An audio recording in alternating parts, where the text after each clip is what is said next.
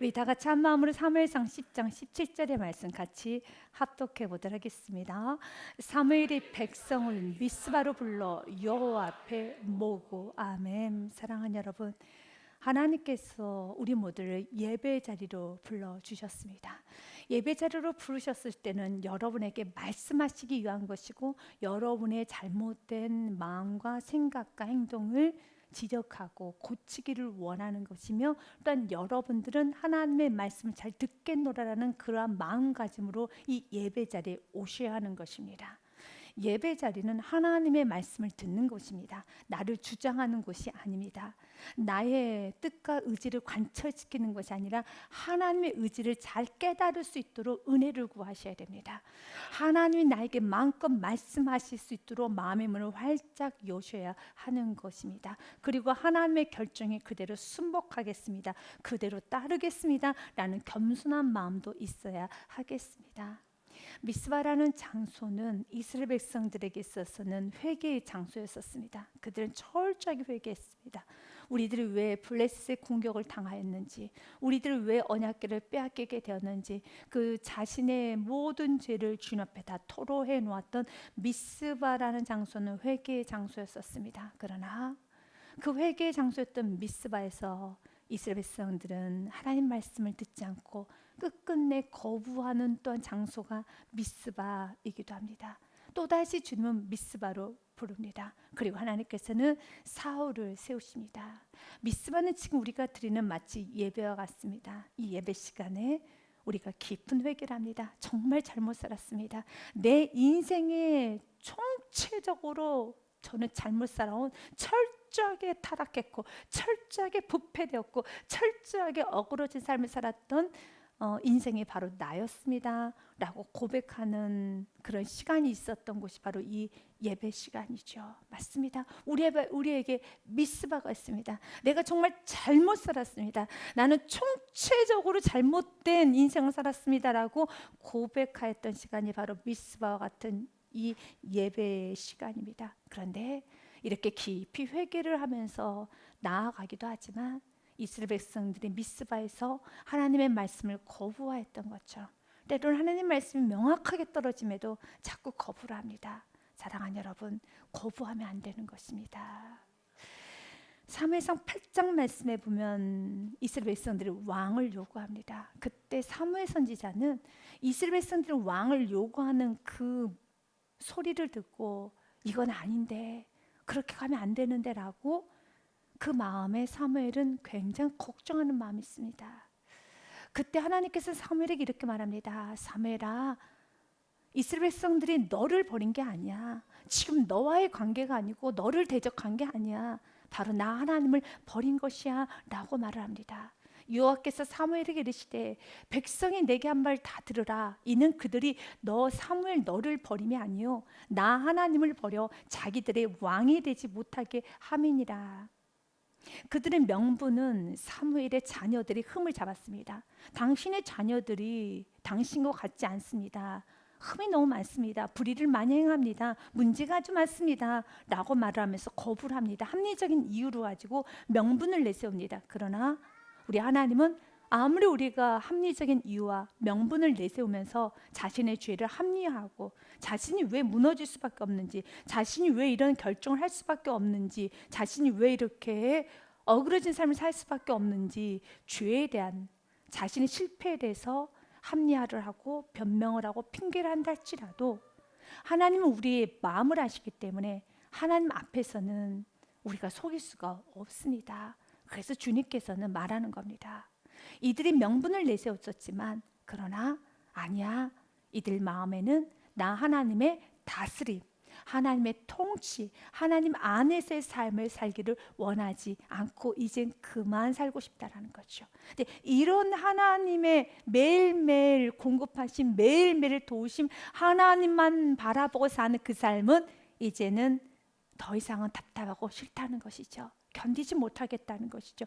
이제 하나님은 물론 섬기지만 하나님도 섬기고 우리도 하나님이 지금 당장 내가 죽을 것처럼 매달리지 않아도 왕이란 조직, 체계가 있어서 우리 자체적으로 움직였으면 좋겠다라는 것이죠.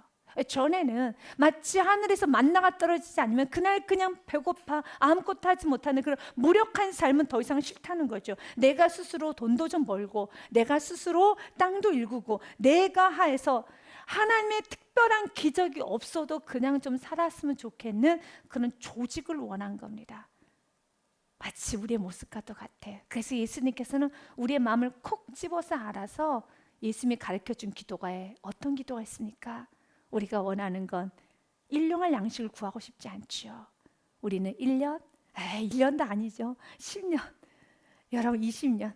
우리는 일용할 양식 싫어해요. 그런데 주님 오늘도 우리들에게 말합니다. 일용할 양식 하루치 데일리 브레드만 구하라는 겁니다. 그러면 내일 또 구해야 되는 이 불안정한 삶은 싫다라는 거죠. 뭔가 안정적으로 좀 세이브 머니, 세이브 해놓고 싶고 당신께서 도와주지 않고 오늘 내가 기도하지 않아도 내가 오늘 하루쯤 예배 드리지 않아도 그냥 살 수 있을 정도의 삶을 원하는 것이죠. 매일매일 긴장 가운데 내가 오늘 예배 드리지 않으면 내가 오늘 기도하지 않으면 하나님 관계가 틀어지면 정말로 살 수 없는 그런 관계가 아니라 이제 어느 정도는 나 스스로 살 수 있는 그런 삶을 원하죠. 근데 하나님은 그걸 원하지 않습니다. 하나님께서 우리에게 원하는 건 내가 너 안에 너가 내 안에 주님과 동행하기 원합니다. 주님과 교제하기 원합니다. 주님을 사랑하지 않으면 말씀대로 사는 것은 무척 어려워요. 이건 불가능합니다. 점점 더 신앙생활은 지독하기 힘들 거예요. 곤욕을 치르게 될 겁니다. 그러나 주님을 사랑하게 되고 주님 안에 거하는 것이 행복임을 아는 순간에 그 삶은 구속으로 느껴지지 않습니다. 행복으로 느껴지면서 매일매일 나의 사랑하는 주님만 바라본다는 거 너무 행복이지요. 아멘. 그래서 하나님께서 말합니다. 그들은 너를 버린 것이 아니라 나 하나님을 버렸다라고 말합니다. 그러면서도 하나님께서는 사무엘을 통해서 너희들은 왕을 세웠었을 때는 이러한 문제와 이런 아픔과 이렇게 고통스러울 것이다 라는 말씀을 전하도록 사무엘에게 미션, 명령을 합니다. 그때 사무엘은 다 전합니다. 너희들은 왕을 세우면 이렇게 고통스러울 것이다. 이렇게 힘들 것이다. 이렇게 너희 육체적으로, 물질적으로, 정신적으로 많은 고통을 당하게 될 것이다 라고 사무엘상 8장 말씀에 보면은 여러분 말을 합니다. 그러나 그들의 선택은 그래도 저희들은 왕을 원합니다 라는 말합니다. 18절의 말씀부터 읽도록 하겠습니다. 17절까지 왕을 세워졌을 때 많은 어려움을 당하게 될 것이라는 말씀이 아주 구체적으로 너희뿐만 아니라 너의 자녀, 너의 자녀의 자녀까지 이렇게 어려워질 것이다 라는 말씀이 기록이 되어 있습니다. 그리고 18절에 마지막으로 이 말을 합니다. 그날에 너희는 너희가 택한 왕으로 말미암아 부르짖 때 고통스럽고 어렵고 힘들어서 부르짖 때 그날에 여호와께서 너희에게 응답하지 아니하시리라 하니 하나님께서도 너희들을 돌봐주지 않을 것이다. 굉장히 단호하고 여러분 굉장히 이것은 무서운 말씀이죠. 그럼에도 불구하고 19절 말씀에 백성이 사무엘의 말 듣기를 거절하여 이르되 아니로소이다. 우리도 우리 왕이 있어야 하리니 우리도 열방과 같이 다른 나라들과 같이 되어 우리의 왕이 우리를 다스리며 우리 앞에 나가서 우리의 싸움을 싸워야 할 것이니라 하는지라. 우리도 다른 나라들처럼 우리의 왕이 있어서 우리를 다스리고 하나님 우리를 다스리는 것이 아니라 왕이 우리를 다스리고 또한 왕이 우리 앞에 나가서 싸우는 이런 삶을 살고 싶다라는 것이죠. 그런데 이 말씀을 좀 우리 현대인 우리의 언어로 좀 보면 우리도 이런 걸 많이 원할 때가 있어요. 우리도 세상 사람들처럼 살기를 원할 때가 있는 것 같습니다. 그러나 주님께서는 오늘 우리에게 말합니다. 그렇게 하면 안 된다고요. 사랑하는 여러분, 미스바에 모여서 이 말씀을 들었었을 때 이 말씀 앞에 거절하는 것이 아니라 정말 주님의 경고의 말씀을 들을 수 있는 겸손과 온유함을 오늘 구하시기를 바랍니다. 21절 말씀에 사무엘이 백성의 말을 다 듣고 여호와께 아뢰니다. 하나님, 이렇게 왕이 세워지면 이런 많은 아픔과 고통과 그리고 하나님께서 도우지 않으시겠다는 말을 다 전했어요. 그런데도 왕을 요구합니다. 어떻게 해야 되겠습니까? 이거 어떻게 해야 되겠습니까? 내가 이토록 권면하고 내가 이토록 종용했는데 말을 도대체 듣질 않습니다. 어떻게 해야 되겠습니까? 22절에 여호와께서 사무엘에게 이르시되 그들의 말을 들어 왕을 세우라 하시니 사무엘이 이스라엘 사람들에게 이르되 너희는 각기 성읍으로 돌아가라 하니라. 왕을 세우라, 그들의 말을 들으라 라고 하면서 각기 성읍으로 자기 집으로 돌아가라 합니다. 그렇습니다. 하나님께서는 우리에게 종용하십니다. 우리에게 권면하십니다. 말씀을 통하여서, 환경을 통하여서 끝까지 권면하십니다. 그러나 마지막은 여러분의 선택이 있어요. 내가 내려놓지 아니하면, 내가 내 생각과 내 주장을 포기하지 아니하면 하나님은 허용하십니다. 이것은 그 누구의 말도 듣지 않습니다. 마지막 선택은 여러분 자신에게 있어요.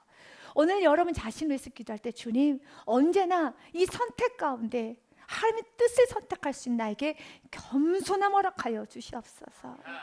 시편 106편의 말씀 15절 말씀에 보면 이런 말씀이 있습니다. 같이 읽도록 하겠습니다. 106편 15절입니다. 그러므로 여호와께서는 그들이 요구한 것을 그들에게 주셨을지라도 그들의 영혼은 쇠약하게 하셨도다. 아멘. 그들이 요구한 걸 하나님은 허락하여 주십니다. 그러나 그들의 영혼은 쇠약해지는 것입니다. 하나님께서는 우리가 끝까지 거부할 때 하나님은 우리의 요구를 들어주십니다. 그냥 각기 성으로 돌아가라고 하는 것처럼 돌아가라고 합니다. 그렇다 해서 하나님께서 버리신 건 아닙니다. 끝내 하나님은 그들 돌아오게끔 만들죠. 하지만 그 과정에서 한번 하나님은 때로는 집 나간 둘째 아들에게 그토록 집 나가기를 원한다라며 그 아버지가 허용하면서 그에게 분깃을 나눠줬던 것처럼 허용해 줍니다. 그러나 그가 돌아왔었을 때는 많은 대가를 치러야 되는 것이죠. 이스라엘 백성들이 다시 돌아왔었을 때는 이스라엘 나라가 무너지게 됩니다. 그만큼 많은 대가를 치르게 됩니다. 우리가 신약시대 십자가에서 예수 그리스도를 만난 저와 여러분은 어떻게 살아야 되겠습니까? 이제는 하나님 말씀을 들으면 그 말씀 앞에서 나는 죽고 예수 그리스도가 살아가는 삶, 그 십자가의 사건은 이제 나는 죽었습니다. 내 안에 계신 예수 그리스도만 사는 삶입니다 라고 날마다 고백하면서 우리는 구약의 백성들이 아닙니다. 은혜 받은 성도입니다. 우리는 십자가에서 예수 그리스도를 만난 성도입니다. 우리도 분명 부족한 것이 있고 분명 여러분 모난 것이 있을 것입니다. 그러나 언제나 십자가 앞에서 예수 그리스도를 만난 사람은 그 십자가 앞에서는 무너질 수 있어야 되는 겁니다. 그 은혜 앞에서는 무너질 수 있어야 되는 것입니다. 은혜 앞에서는 겸손할 수 있어야 되는 것입니다. 이걸 놓고 또 한 번 여러분들이 원하며 기도하면은 하나님께서 여러분의 마음을 붙잡아 주십니다. 오늘 세 번째 미스바에 또 모이게 합니다. 그리고 사울 왕을 세웁니다. 큰 흐름으로 보면 이스라엘 백성들의 불순종으로 인한 이스라엘 백성들의 거친 욕망과 본능으로 진행이 되는 것 같지만 그러나 그 과정 가운데서도 하나님은 일하셔요. 사무엘을 세우시고 다윗 왕을 준비시킵니다. 이렇게 세상은 암울해져 가고 어둡기도 합니다. 하지만 하나님께서는 세울 자는 또 세웁니다. 무너질 자는 무너지지만 세울 자는 세웁니다. 사울 왕은 무너졌습니다. 그러나 다윗 왕은 세워졌습니다. 다윗 왕을 통해서 이 땅에 누가 오십니까? 예수 그리스도가 오십니다. 그래서 신앙은 내가 지키는 거예요. 이 사람 저 사람과 비교할 이유가 전혀 없습니다. 신앙은 내가 지키는 겁니다. 여러분 하나님 앞에 여러분 은혜를 받았습니까? 예수님을 만났습니까? 그렇다면 여러분이 예수를 만났으면 그분 앞에서 제자의 삶을 살아가시기를 바랍니다. 저는 여러분들에게 로마서 9장 16절의 말씀을 전해드리고 본문의 말씀을 이어가고자 합니다. 로마서 9장 16절 말씀에 긍휼이라는 단어를 꼭 기억하시기를 바랍니다. 같이 읽겠습니다. 그런즉 원하는 자로 말미암도 아니요 다른 빡질하는 자로 말미암음도 아니요 오직 긍휼히 여기시는 하나님으로 말미암습니다. 아멘. 믿으십니까? 내가 원한다고 되는 거 아니에요. 다른 박질해도 된다고 하는 겁니다. 긍휼히 여기시는 하나님으로 말미암니다. 여러분이 예배를 드릴 수 있는 거, 여러분이 엎드릴 수 있는 거, 회개할 수 있는 거, 끝까지 겸손할 수 있었던 것은 여러분이 원해서도 다른 박질해서도 아니고요, 여러분이 구원받은 거 내가 원한 것도 내가 다른 박질한 것도 아니고 오직 하나님의 긍휼인 겁니다. 여러분이 예배자가 된 것은 하나님의 긍휼입니다. 오늘 사울이 왕이 된 건 하나님의 긍휼이에요. 이걸 잊어서는 안 됩니다. 사울은 절대로 잊어서는 안 됩니다. 그래서 내가 처음 예수님 만났을 때 그 겸손했던 그 모습과 그 은혜를 잊지 않아야 되는 겁니다. 그래야지만 모든 사람이 다 행복합니다. 여러분은 초대왕 사울의 모습을 보면서 너무 슬프지 않습니까? 이렇게 겸손하고 이렇게 멋지고 근사했던 그가 처참하게 자살로 끝나잖아요. 그 혼자 자살하지 않았죠. 그의 자녀들의 자녀까지도 무너지지 않았습니까? 이것이 결말이잖아요. 그래서 하나님, 나의 신앙이 끝까지 겸손하게 원합니다. 끝까지 겸손해서 하나님, 내가 하나님의 미랄이 되어 나를 통해서 자손의 자손의 자손까지 복을 받는 천대의 복이 흘러가기를 원합니다. 사울로 인하여서 그의 아들 요나단은 같이 죽습니다. 요나단의 아들 사울에게는 손자 모이보셋은 장애자가 되잖아요.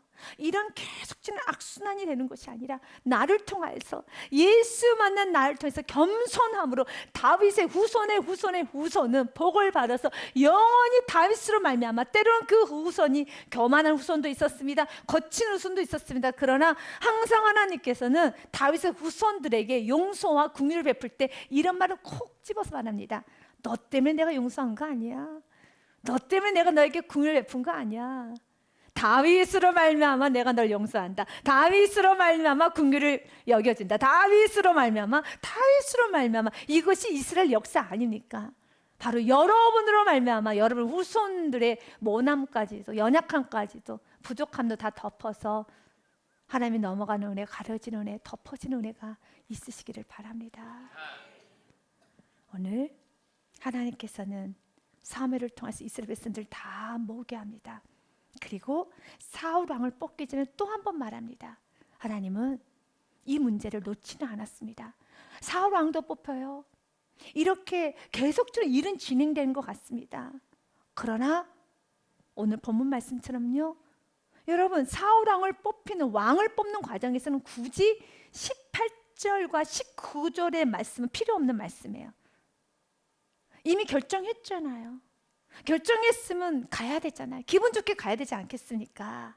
그런데도 18절과 19절 말씀을 해요. 이 말씀인 게 무엇입니까? 이것이 바로 하나님의 사랑이에요. 사울 왕이 뽑히고 여러분 이렇게 모든 것이 진행이 되는 것 같습니다. 그러나 너희들의 각자의 문제가 있지 않냐? 너와 나, 하나님과 나와 해결될 게 있지 않냐? 맞습니다. 교회는 부흥되어 갑니다. 여러분, 교회는 다음 세대가 세워져 갑니다. 교회는 계속 진행되어 갑니다. 그러나 하나님은 우리의 한 영혼을 사랑하기 때문에 교회는 교회고 부흥은 부흥이고, 너는 나와 해결할 문제가 하나 있잖아. 너와 나하고 오늘 해결해야지. 이렇게 18절과 19절의 말씀을 하시는 하나님을 찬양하시기를 바라겠습니다. 우리 감회교회가 바로 이 부분을 계속 우리는 이어가야 되는 겁니다. 이 안에서 기분 좋게 사울왕이 뽑히고 잔치를 열고, 와 신기하다 신기하다, 제비를 뽑았어, 왕이 뽑히는 과정에서 굳이 18절과 19절은 필요 없는 거예요. 왜냐하면 18절과 19절의 말씀이 무엇입니까? 제가 읽도록 하겠습니다. 이스라엘 자손에게 이르되 이스라엘 하나님 여호와께서 이같이 말씀하시기를, 내가 이스라엘을 애굽에서 인도하여 내고 너희를 애굽인의 손과 너희를 앞지 않는 모든 나라의 손에서 건져내었느니라 하셨거늘, 너희는 너희를 모든 재난과 고통 중에서 친히 구원하여 내신 너희의 하나님을 오늘 버리고 이르기를 우리 위에 왕을 세우라 하는도다. 그런즉 이제 너희 지파대로 1000명씩 요 앞에 나오라고. 어떻습니까? 분위기가 또 무거워지죠. 우리는 이런 걸 싫어하지 않습니까? 어차피 왕을 세울 거면 19절 말씀이 뭐가 필요한가? 이런 말씀 뭐가 필요한가? 또 그런 말에서 분위기 안 좋게, 나 안 들을 거야, 안 들을 거야, 귀 닫아버릴 거야, 닫아버릴 거야 라고 하고 싶겠지요. 이것이 하나님의 사랑이에요. 여러분이 해결될 문제는 여러분 각자 해결하셔야 돼요. 교회는 부흥합니다. 옆에 있는 지체도 세워져 갑니다. 여러분 또한 많은 여러분 하나님의 사람들 세워져 갑니다. 그러나 하나님은 너는 지금 어떡하고 있는가? 너의 가정 지금 너의 상태는 어떤가? 이렇게 하나님은 나 하나를 위해서 오늘 또 18절과 19절의 말씀을 배려해 주신 하나님을 찬양하십시오. 하나님께서는요 무시할 수 있어요. 왜냐하면 사무엘상 8장 말씀부터 계속 몇 번을 말을 했습니다. 그렇기 때문에 오히려 이런 말을 하는 것이 무료합니다. 여러분도 어떻습니까? 여러분, 우리가 기분 좋은 행사가 있을 때 기분 좋게 행사했으면 좋겠지. 여러 가지 영적인 부분 해결되는 미해결 과제를 여러분 지적하고 관여받는 거 좋습니까? 별로 좋지 않아요. 그리고 또한 분위기가 좋을 때는 그냥 분위기 좋은 방향으로 가는 것이 훨씬 더 생산적입니다. 그러나 우리 하나님은 우리 한 영혼을 사랑합니다. 오늘 본문의 말씀처럼 또 한 번 여러분에게 말합니다. 은혜를 잊었구나. 이스라엘 백성들에게 18절 말씀처럼 이스라엘 자손에게 이르되 이스라엘 하나님 여호와께서 이같이 말씀하시기를 내가 이스라엘을 애굽에서 인도하여 내고 너희를 애굽인의 손과 너희를 압제하는 모든 나라의 손에서 건져내었느니라 하셨거늘. 누가 건져내었습니까? 하나님이 건져내었죠. 그러면 누가 왕입니까? 하나님이 왕이고 내가 너를 건져냈고 내가 너를 인도하였고 내가 너를 모든 압제에서 건져내었다면 나 하나님만 있으면 되는데 이제 다른 사람이 필요하다고?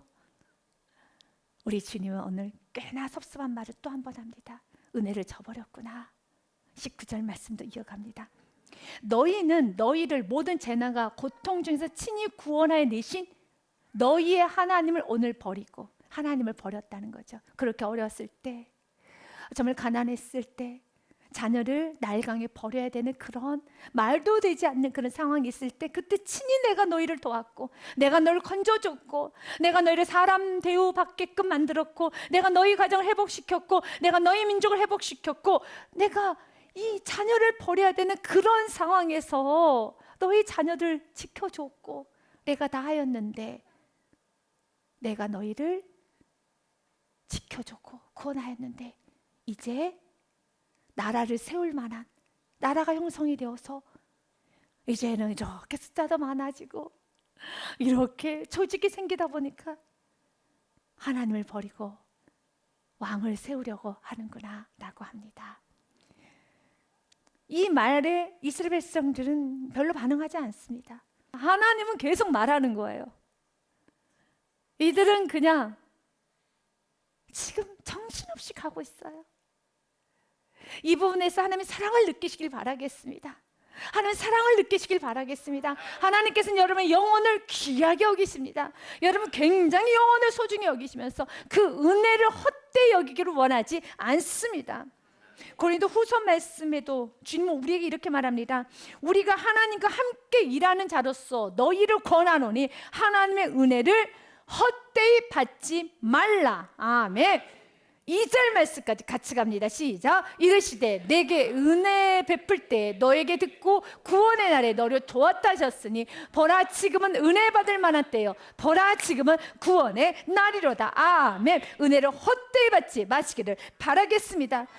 여러분에게 또 한 번 여러분 전합니다. 신명기 8장의 말씀을 전하면서 하나님 과거 이스라엘 백성들이 이 말씀을 들으면 또 몰라 하면서 귀를 막고 있을 것이지만 하나님 저는 귀를 열고 듣겠습니다. 내가 어디서 구원받았는가를 듣겠습니다. 내가 오늘 내게 명령하는 여호와의 명령과 법도와 규례를 지키지 아니하고 내 하나님 여호와를 잊어버리지 않도록 삼갈지어다. 언제요? 내가 먹어서 배부르고 아름다운 집을 짓고 거주하게 되며 내 소와 양이 번성하여 내 은금이 증식되며 내 소유가 좀 풍부하게 될 때 그때 조심해야 돼요. 정말 조금이라도 여유가 생길 때 더 조심해야 된다는 겁니다. 주님께서 조심해야 할 때는 조심해야 되는 겁니다. 무엇을 조심해야 되는가? 교만을 조심하라고 말합니다. 내 마음이 교만하여 내 하나님 여호와를 잊어버릴까 염려하노라. 여호와는 너를 애굽 땅 종되었던 집에서 이끌어내시고 너를 인도하여 그 광대하고 위험한 광야 곧 불뱀과 정갈이 있고 물이 없는 간주한 땅을 지나게 하셨으며 또 너를 위하여 단단한 반석에서 물을 내셨으며. 이러한 모든 사건이 그 당시에는 무슨 사건이었습니까? 기적이었어요. 그러나 지금은 무엇이 됩니까? 실은 과거에 숨기고 싶은 과거에 여러분 그냥 역사일 뿐입니다. 숨기고 싶은 과거의 나의 삶일 뿐입니다. 기적을 기적으로, 은혜를 은혜로 남을 수 있는 모든 교우님들 되셔야 합니다. 내가 너를 위하여 단단한 반석에서 물을 내셨으면, 이 말은 물조차도 먹을 수 없는, 여러분 먹을 것조차도 먹을 수 없는, 집조차도 없는 그런 삶을 살았다는 걸 또한 보여주는 것이기도 하죠. 그러나 하나님은 이 모든 삶을 은혜로 남기기 원합니다. 16절 말씀에 보니 내 열조도 알지 못하던 만나를 광야에서 내게 먹이셨나니 이는 다 너를 낮추시며 너를 시험하사 마침내 내게 복을 주려 하심이었느니라. 또 두렵건대 그러나 내 마음에 이르기를 내 능력과 내 손의 힘으로 내가 이 재물을 얻었다 말할 것이다. 여러분도 그렇게 말하시겠습니까? 아니죠. 은혜 받은 성도는 그렇게 말하지 않습니다. 은혜 받은 성도는 하나님을 기억합니다. 18절입니다. 같이 읽겠습니다. 내 하나님 여호와를 기억하라. 그가 내게 재물 얻을 능력을 주셨습니다. 이같이 하심은 내 조상들에게 맹세하신 언약을 오늘과 같이 이루려 하심이니라. 아멘. 은혜 받은 성도, 십자가에서 예수를 만난 성도는 18절로 감을 기억하시기 바랍니다. 주님께서 그가 내게 재물 얻은 능력을 주셨습니다. 그래서 우리는 오늘 또 왕을 구하는 게 아니라 하나님을 구합니다. 이젠 이스라엘 백성들의 이제 뽑히는 지파의 사건을 좀 보도록 하겠습니다. 제비뽑기를 뽑습니다. 이것이 20절부터 22절 말씀까지 있습니다. 사무엘이 이에 이스라엘 모든 지파를 가까이 오게 했더니 베냐민 지파가 뽑혔고, 베냐민 지파를 그들의 가족들로 가까이 오게 했더니 마드리의 가족이 뽑혔고, 그 중에 기스의 아들 사울이 뽑혔으나 그를 찾아도 찾지 못한지라. 왜 성경은 왕을 선택한 데 있어서 제비를 뽑았는가? 제비를 뽑았다는 것은 정말 복불복입니다. 무엇을 뽑느냐에 따라서 이것은 예측 불가하는 거죠. 인간의 눈으로 예측 불가하다고 느껴지지만 이미 하나님께서는 뽑힐 자는 뽑아주신다는 겁니다. 이것이 제비뽑기의 의미입니다. 잠언 말씀에 보면은 제비뽑기에 대해서 명확하게 나온 말씀이 있습니다. 잠언 16장 33절 말씀에 보니 사람이 제비는 사람이 뽑으나 모든 일을 작정하기는 누구께 있느니라? 여호와께 있느니라. 어떤 면에서 여러분의 인생이 다 제비뽑기죠. 여러분 이것을 할까 많은 거 고민하죠.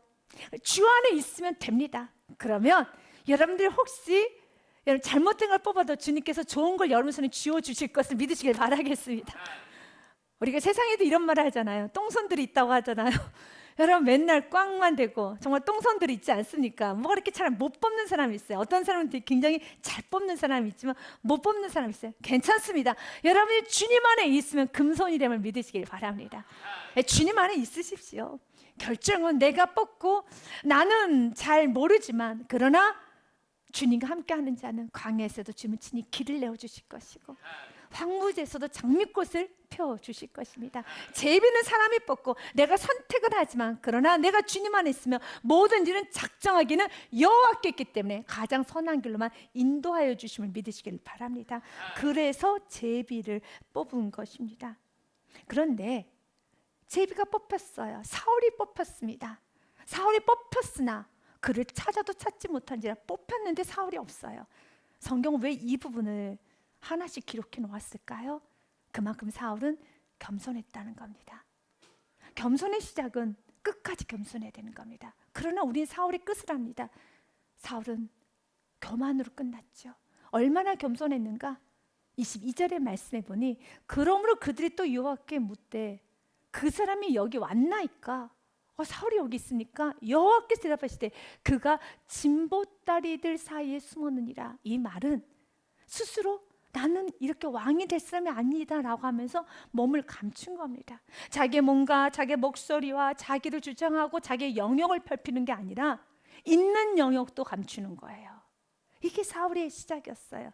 이러면 되는 거예요. 이러면 왕도 되고, 이러면 하나님이 높이시기도 하고, 하나님 모든 건 다 받쳐줍니다. 그러나 내가 스스로 영역을 넓혀가고 나의 여러분 소리, 목소리와 나를 드러내기 시작하는 순간에 사단은 계속 부채질할 겁니다. 계속 드러나라고, 계속 힘을 주라고, 계속 영역을 펼치라고, 계속 과시하라고. 왜요? 사단은 우리를 죽이고 파멸시키고 무너뜨리는 자이기 때문에. 진보다리들 사이에 숨었느니라. 그러나 그의 외모는 얼마나 대단하였는지 23절에 그들이 달려가서 거기서 그를 데려오매 그가 백성 중에서니 다른 사람보다 어깨 이만큼 컸더라. 그렇게 큰 덩치에 있는 사람이 숨어 있는 겁니다. 자기를 낮추는 것이죠. 그래서 자기 영역을 여러분 점점 있는 영역도 더 낮추고 더 낮추려고 하는 게 복입니다. 예수님께서도 이렇게 비유로 말씀하셨습니다. 누가복음 14장의 말씀해 보니 이제 청함을 받게 되면 자리에 앉게 되죠. 그때 너희들은 상석에 앉지 마라 라는 말을 합니다. 청함을 받은 사람들이 높은 자리 택함을 보시고 그들에게 비유로 말씀하여 이르시되 내가 누구에게나 혼인잔치 청함을 받았을 때 높은 자리에 앉지 말라. 그렇지 않으면 너보다 더 높은 사람이 청함을 받은 경우, 다시 말해서 높은 자리에 앉지 말라고 하는 이유는 이제 너보다 더 높은 자리에 있는 사람이 오게 되면 그 자리를 내어주고 너는 어디 가야 되느냐면 이미 다른 사람이 다 자리를 차지하고 있기 때문에 매일 끝자리로 가게 된다는 거예요. 이 말씀을 하는 겁니다. 상식적인 말씀이죠. 이 상식적인 말씀을 왜 합니까? 이만큼 세상은 일반 은총이라는 게 있습니다. 교만하면 무너지게 됩니다. 자기를 드러내고 점점 자신의 영역을 넓혀가고 여러분 자신의 힘이 세워지는 순간에 무너지게 됩니다. 다시 한번 읽겠습니다. 내가 누구에게나 혼인잔치 청함을 받았을 때 높은 자리에 앉지 말라. 그렇지 않으면 너보다 더 높은 사람이 청함을 받았을 경우에 너와 그를 청한 자가 와서 너더러 이 사람이 더 당신보다 높은 사람이니 자리를 내주라 하리니 그때 내가 자리가 좀 없잖아요. 그래서 부끄러워 끝자리로 가게 되리라. 오히려 가장 낮아진다는 거죠. 10절 말씀에 이렇게 되어 있습니다. 청함을 받았을 때 차라리 가서 끝자리에 앉으라. 그러면 너를 청한 자가 와서 너더러 버치어 이리 와 올라와 앉으라 하리니 그때 함께 앉는 모든 사람 앞에서 영광이 있으리라. 아멘. 창피하지 않잖아요.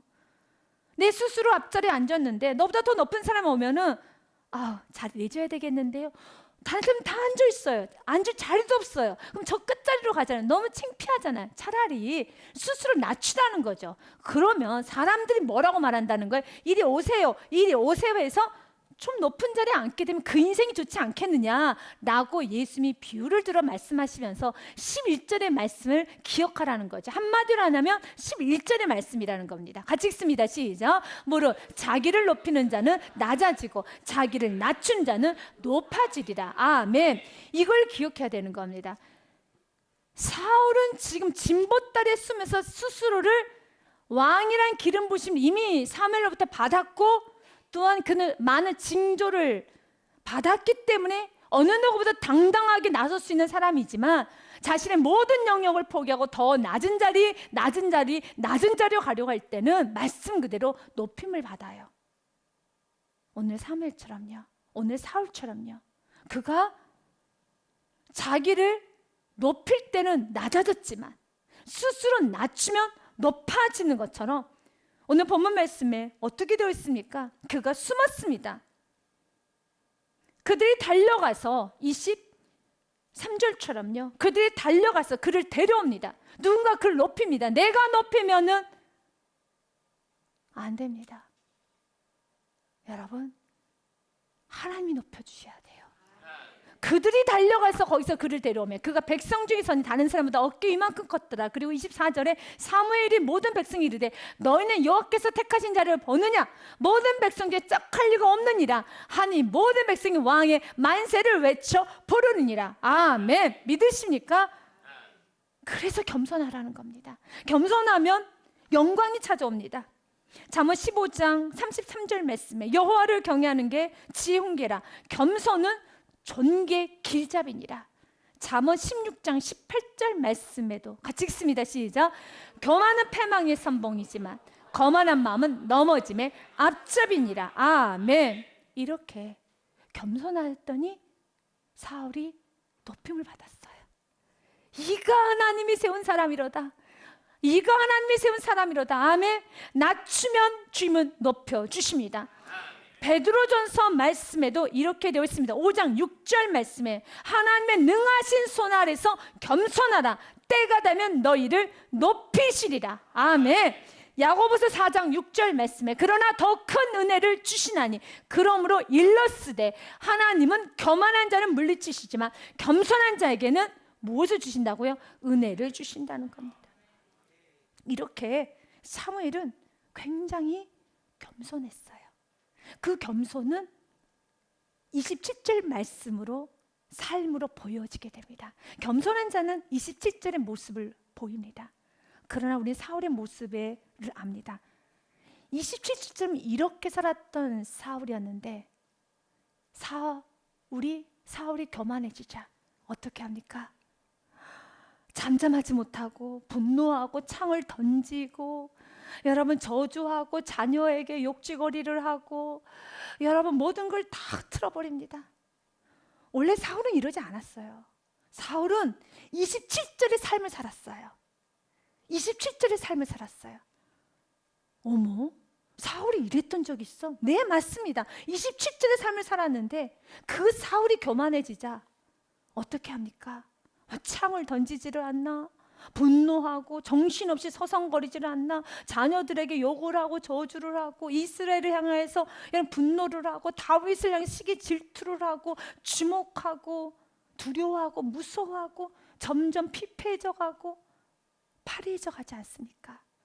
그러나 겸손할 때는 27절의 모습. 그래서 우리는 여러분 자신을 돌아봐야 됩니다.